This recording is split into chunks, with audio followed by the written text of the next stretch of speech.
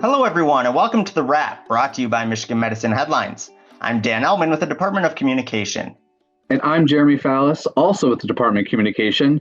And today we are celebrating Rare Disease Day with someone who it means a lot to, sonographer Dana Rowland.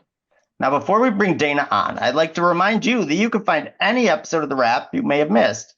You can find them on your favorite podcast hosting platform and on the Michigan Medicine YouTube channel. And if you have any topics you'd like to see covered on a future episode of The Wrap, reach out to us at headlines@med.umich.edu and let us know. All right, and with that, let's welcome Dana to the show. Dana, thanks so much for joining us today. Thank you so much for having me. I appreciate this so much. All right, Dana. So last Friday, February 28th, was Rare Disease Day. Can you explain what Rare Disease Day and why it's so important? Yes, Rare Disease Day is a global initiative to raise awareness and generate support for people all around the world that is on a rare disease medical journey. And this day occurs on the last day of February. And sometimes, if it's a leap year, it's the rarest day of the year, which is fantastic. And Rare Disease Day was first observed in Europe in 2008 by the European Rare Disease Organization. And in 2009, they invited the National Organization for Rare Disorders in the United States to join them. And in 2014, 80 other countries participated. So this is really big across the entire world. So you recently revealed to your colleagues here at Michigan Medicine that you have Addison's disease. So could you explain what that is and how it impacts your daily life? Yes, Addison's disease is a condition where the adrenal glands are not working properly and not producing the hormones cortisol and aldosterone. And cortisol is also known as a stress hormone, which is essential to life, which makes this life-threatening disease. And in my case, I have autoimmune Addison's disease, in which my immune system had mistakenly attacked my adrenal glands, and I have to take replacement steroids daily that my body no longer produces. And with Addison's disease, I carry medication with me just in case I need to take additional medication in events of stress or medical illness or an injury or an automobile accident. I have to have extra steroids. And I carry this little bag with me everywhere that tells people that I have this Addison's disease or adrenal insufficiency and I need steroids right away in case any of those things happen. I also wear a medical ID bracelet on my watch in the event that something may happen. And I have reminders, alarms that will go off for me at different times of the day, telling me that I have to take this extra steroid in order to keep me from getting sick. And Addison's disease is something that I'm affected by daily. I was first diagnosed at 12 years old and pretty much have had this most of my life. And I don't really, though I think about it daily and I have reminders and things, I don't let it take over my life. And I am still active. I'm blessed to be able to still work. Some people are on disability with this illness. And this is why it's so important to me to share my rare disease story, because I've lived with this the majority of my life, and I know how difficult it can be when I have an adrenal crisis, which is a very life-threatening drop in cortisol. And this is when I have to use my injection that I carry with me. And I'm able to still carry on in my day, do my work, and Addison's disease is just a really difficult disease to manage, but I want everyone that has a rare disease or a family member or a child to know that you can find help, you can find information on the internet, support groups, and it's still something that a lot of people can help you with. Yeah, I really like, in the story that you wrote, actually, that was on headlines last week, you ended it by saying that a rare disease does not define you. It's Right, a big part of your life, but it's not who you are. When you say I'm Dana, it's not just all about Addison's disease. right. How do you sort of balance your needs, right? The things that you need to do every single day to make sure you can live your life with not wanting it to define you, right? And sort of you want people around you to know what to happen in case of an emergency, but you don't want that to be all they think about when they're spending time with you Right. or working with you. How do you sort of Yeah. find that balance? I know all of the things in my day that need to be, my medications and things. And I know if I'm under a lot of stress, I may need to updose, which is take a little extra steroid, because my body doesn't produce that extra when I'm under stress and things. And I don't think about it during the day, which is why I have to set reminders when to take my medicine. Even though I've had this for 38 years, I don't let it run my day. I wake up in the morning and think, how am I going to, be a support or be a positive impact on someone else's day? Because I don't think about my Addison's disease. And even though it is something that makes me very ill when I'm sick with an adrenal crisis, I I don't think about it at all during the day. All right, so let's talk about rare diseases in general. Sort of what defines a rare disease? Like, what does that actually mean? And why is it so important that our team members here at Michigan Medicine have a greater awareness and understanding of rare diseases? Rare diseases are a condition that affects fewer than 200,000 people. And in the United States, there are 30 million Americans living with a rare disease. Globally, which that comes out to be 1 in 10 people. Globally, there are over 300 million people affected by rare diseases. And that brings up another reason that I wanted to raise awareness, because rare diseases are often chronic and debilitating, progressive, and it can often take 5 years for a diagnosis if you have a rare disease. I mean, so many of the different conditions have such similar non-specific symptoms that they can be like in myself. Everyone thought I had a cold when I was younger or the flu, and they just thought my symptoms were related to something that everyone has, when it ended up being Addison's disease. And I almost died when I was younger. And that really brings so much to my heart with my patients, because I know how much my patients are going through, because I have my own personal experiences. And to know that they've been to Cleveland Clinic, the Mayo Clinic, and then here, and they finally have a diagnosis, it's just, I know how they feel, and it's a lot to go through. So it makes me want to speak out for them, or bring awareness for them, because it's a lot to go through. I think that's a terrific sentiment. And one thing I really want to know from you is, does having and living with a disease that you have, do you think that makes you a better technologist and a better sonographer? And how does it impact your work life?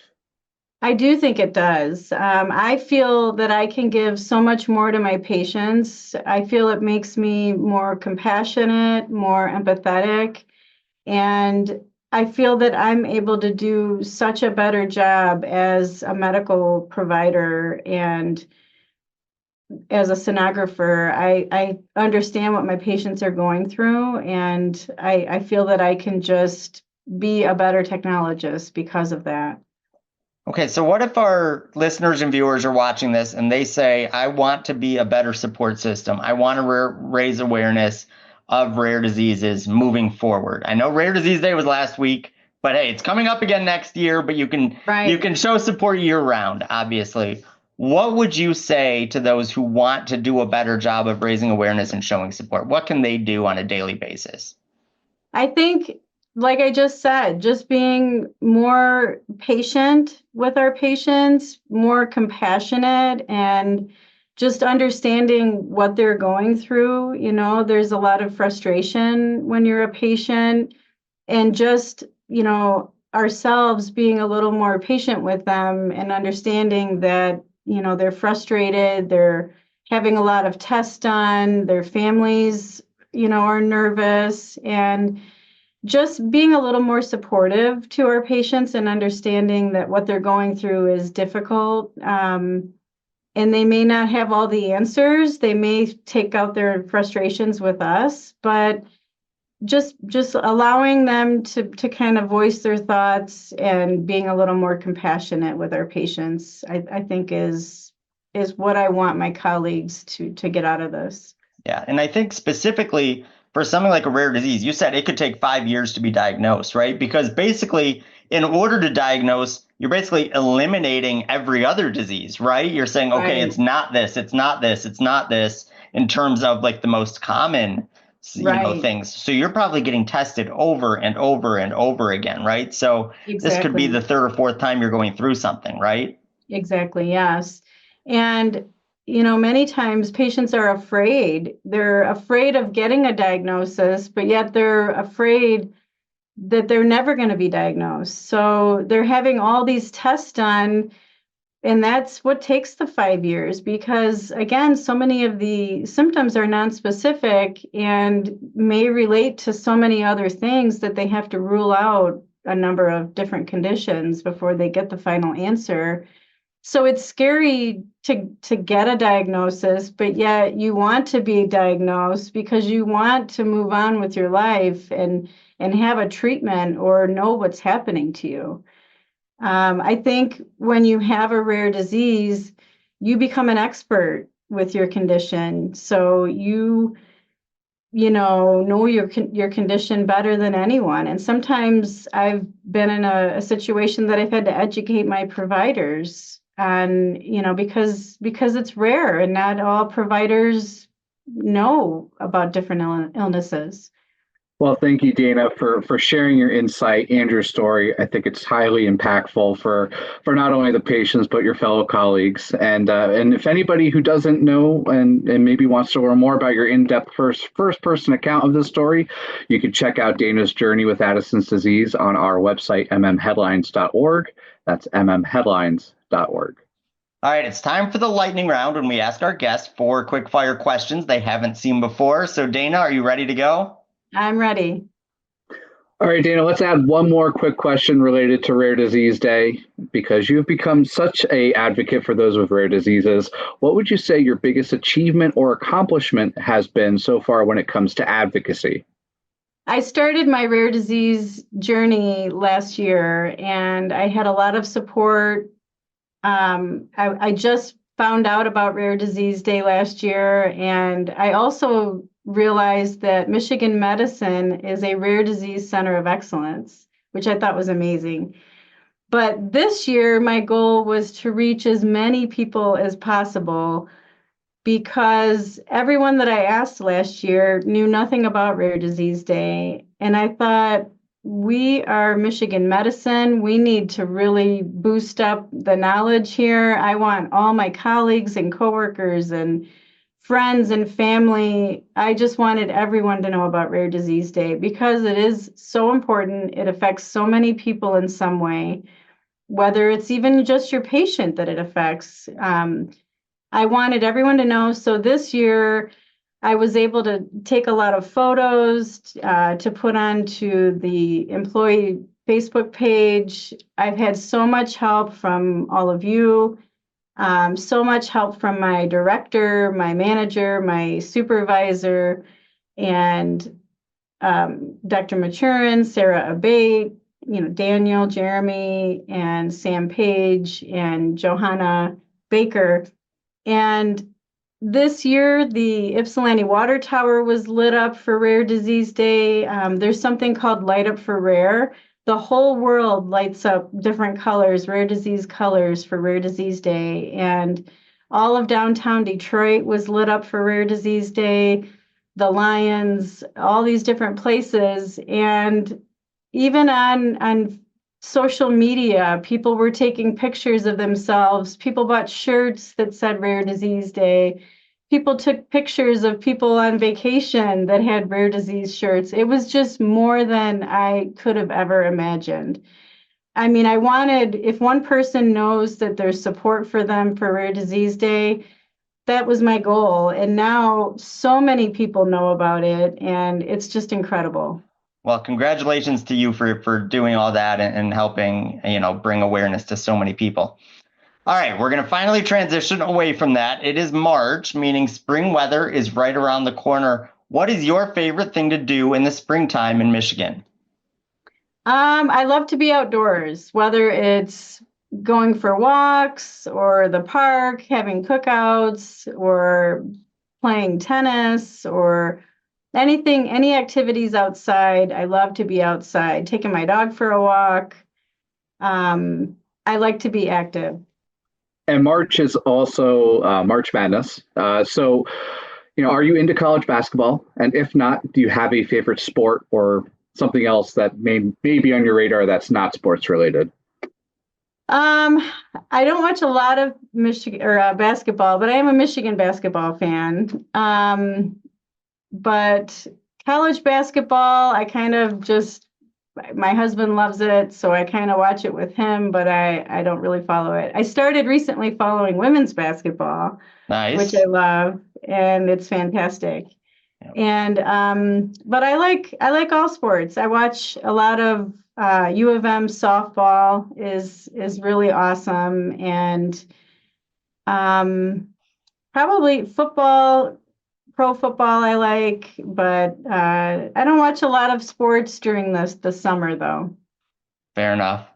All righty. March is Recognition Month. Is there anyone that you would want to recognize and thank who's had a major impact on your career here at Michigan Medicine?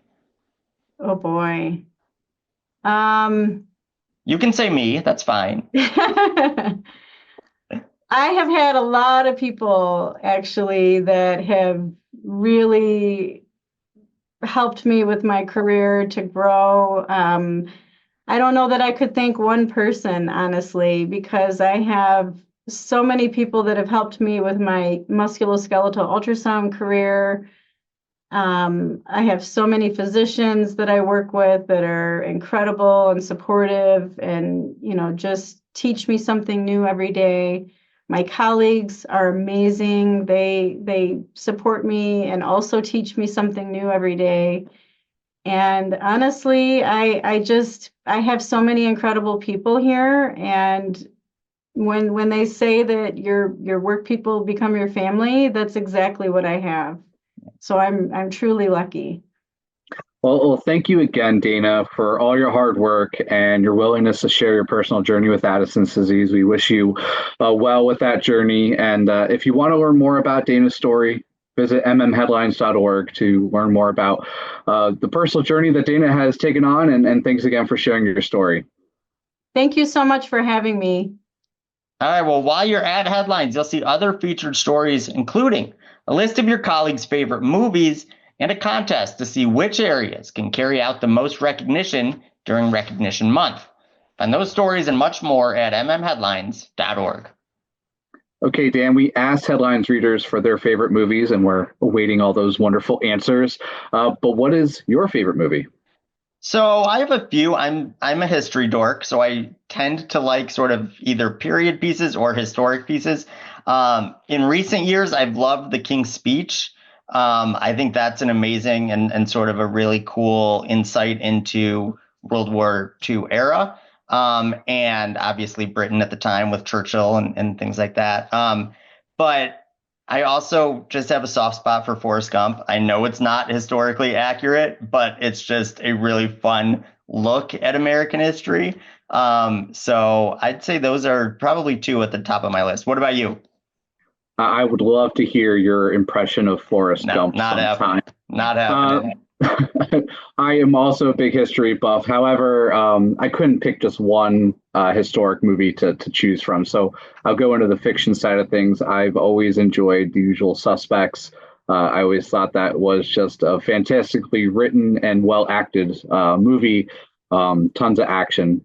Probably way too much swearing, but I also enjoy a lot of good sports movies. I'll always appreciate Miracle, even though parts of the language are probably too censored for what those guys are actually saying and doing in real life. But it is a wonderful story of achieving against great odds. So those would be my two favorite movies. I love it. Dana, what about you?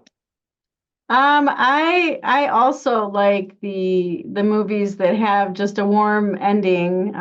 Miracle was a great movie. Shawshank Redemption is always a favorite to watch, movie that I can watch over and over again. Probably that would be at the top, I think. Nice, solid choice.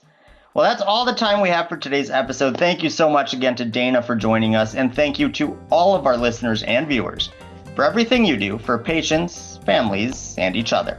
We'll see you next time.